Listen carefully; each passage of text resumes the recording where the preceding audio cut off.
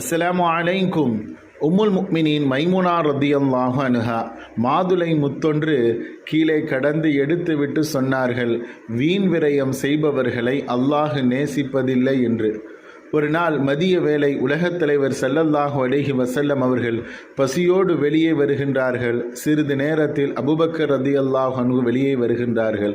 சிறிது நேரத்தில் உமர் ரதியல்லாஹு அன்ஹு அவர்களும் வருகின்றார்கள். காரணம் கேட்கப்படும் பொழுது, நீங்கள் எதற்காக வெளியே வந்தீர்களோ அதற்காகத்தான் நானும் வருகிறேன் என்று. அபு ஹைசமுல் அன்சாரி ரதியல்லாஹு அன்ஹு அவர்கள் வீட்டில் மதிய உணவு அவர்களுக்கு கொடுக்கப்பட்டது. உலகத் தலைவர் ஸல்லல்லாஹு அலைஹி வஸல்லம் அவர்கள் சொன்னார்கள், இது குறித்தும் நீங்கள் நாளை மறுமையிலே அல்லாஹ்விடத்திலே விசாரிக்கப்படுவீர்கள் என்று சொன்னார்கள். அன்பர்களே, இவர்கள்தான் இஸ்லாமிய உலகின் முப்பெரும் ஆளுமைகள். அன்றைய தினம் இந்த மூவருக்குமே உண்பதற்கு வீட்டில் உணவென்பது இல்லை.